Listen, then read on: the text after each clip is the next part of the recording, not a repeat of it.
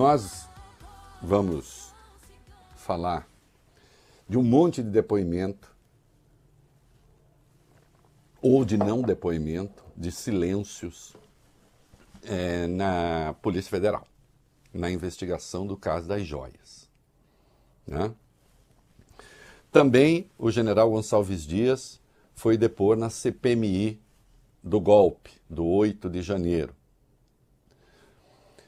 E em todos esses casos, o que eu noto, e vamos falar daqui a pouco também da questão do orçamento, déficit e não sei o quê. A democracia, presta atenção aqui, né? Aqueles que já conhecem, já sabem que nós tratamos desse assunto. Tem gente que está chegando agora e a gente percebe em número crescente também na TV. Aqui nós tratamos de algumas questões, digamos, também de natureza teórica, assim, para você entender o conceito. Sem estridência, sem ódio, sem pantomima. Né? Com calma, com tranquilidade. Nosso objetivo aqui nunca é fazer com que você saia odiando ninguém. Se possível até, Valio Bene, que saia amando. Né? Olha nós botando esse monte de música de amor aí. Né? Semana que vem, então, vai ser Amor de Salvação, Larissa. Eita, coisa linda. Né? Então, se possível, que saia amando. Agora, com o espírito crítico, sim, sempre. Né? Nas democracias, a divergência é o sal da terra. O tio Rei aqui costuma lembrar, Valio Bene, que você prova que há democracia num país se a oposição é livre. Senão não há. Sim. Porque na Coreia do Norte também tem governo, e é uma ditadura. As ditaduras também têm governo. Onde é que tem oposição? Oposição livre. Nas democracias.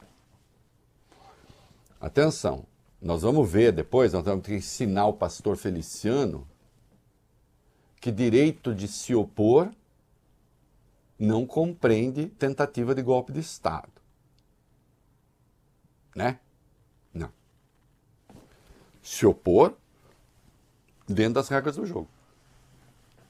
Os países mais organizados do mundo têm oposição. Ô, Larissa, tem oposição na Noruega. Na Dinamarca. Tem oposição na Finlândia. Eu tenho um amigo que foi para a Finlândia, ele voltou e falou: é impressionante como tudo funciona. E boa parte da Finlândia vive debaixo da terra, por causa do frio. Vive lá embaixo, nos túneis. Né? As coisas funcionam. E tem oposição. Então, oposição não é só coisa de país desorganizado, bagunceiro. Não, tem oposição. Agora, há que se fazer oposição, isso vale para todo mundo. Há que se fazer oposição a teses do governo de turno, não ao país. Mas para você se opor ao governo, às teses do governo, é preciso que você tenha as suas próprias teses, as suas da oposição. Afinal de contas, queremos o quê? Qual é a nossa proposta? Eu estou falando isso porque ontem, até estou colocando na minha coluna de amanhã, Valio Bene, realmente uma das melhores.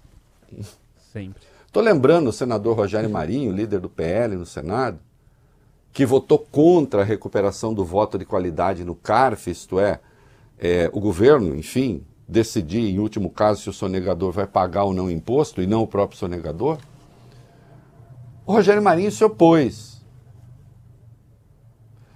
E ao se opor, deixou claro, eu escrevi hoje no UOL a respeito, estou lembrando a minha coluna da Folha, comentamos aqui, deixou claro que ele não tem tese nenhuma, ele só não gosta desse governo. Como ele não gosta desse governo, ele vota contra esse governo. Não importa o que venha. Ele votou contra também o arcabouço fiscal. Ele votou contra a reforma tributária. né? Que ainda não foi para o Senado, mas ele já saiu descascando. Provavelmente vai votar contra. Então, eu quero derrubar esse governo porque eu não gosto dele. Porque ele nos derrotou. Mas qual é a tese da oposição? Os 2 senadores do PSDB também votaram contra. Qual é a tese do PSDB para o CARF? Tem alguma? O PSDB que tenta se levantar? Assim fica difícil. E o bolsonarismo, nós estamos vendo, infelizmente, até para a democracia desde sempre, os 4 anos, mais a tentativa de golpe, mas até para o futuro da democracia, o bolsonarismo hoje se resume a tentar defender o legado indefensável de Jair Bolsonaro. É uma oposição que não se faz na política. É uma oposição que se faz, você que nos acompanha, na polícia. E eu já disse aqui, são palavras que têm a mesma raiz, mas são coisas diferentes. Todo governo precisa, para caminhar direito, de uma oposição organizada. Que o faça ser melhor, que tente corrigir eventuais distorções. Agora, não pode ser uma oposição que escolha a sabotagem. Então vamos lá, os mesmos que votaram, as mesmas forças que votaram contra a mudança necessária do CARF para que o governo tenha mais receita, votou pela continuidade da desoneração da folha de pagamentos, e isso tira 9 bilhões de receita.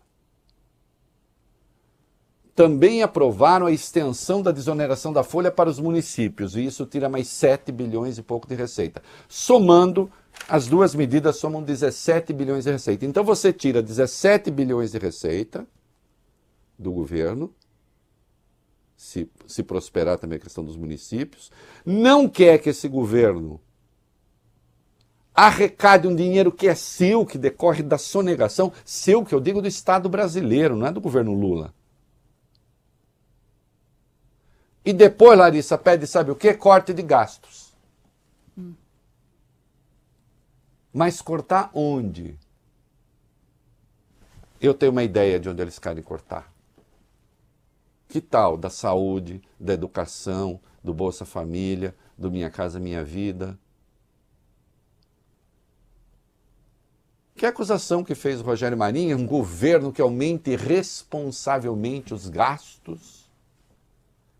Que gastos vocês querem cortar? A verdade é que vocês não têm proposta para o Brasil. Não têm proposta para o Brasil e tentam sabotar aqueles que têm. Seria realmente excelente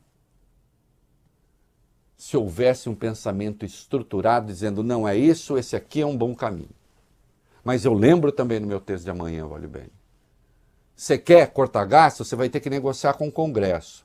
Então você está dizendo a esse governo, vá, negocie com o Congresso o corte de gastos e mantenha a base de apoio, hein? Mesmo depois disso, para poder governar. Então façam. Eu odeio essa expressão, mas agora eu vou usar, porque vocês vivem usando. Façam a lição de casa.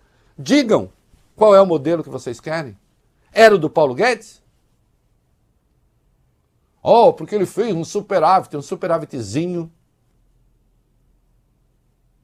que foi feito à custa da destruição de programas sociais.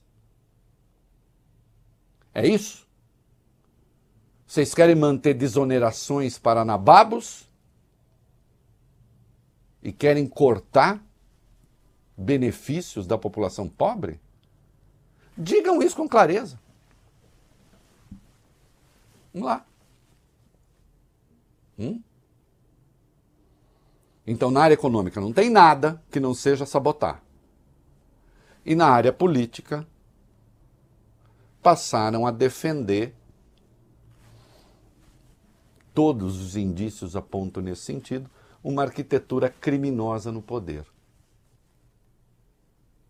Não é? Reflitam um pouco. Né? Não, eu não... Quando eu digo reflitam um pouco, estou dizendo é necessário refletir, mas não tenho muita esperança de que o façam, não. Até porque tem muito político aí que andou para trás. Rogério Marinho é um deles. Era considerado um conservador inteligente.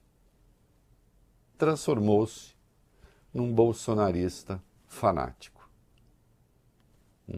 O que eu lamento. É uma regressão, mas isso também acontece.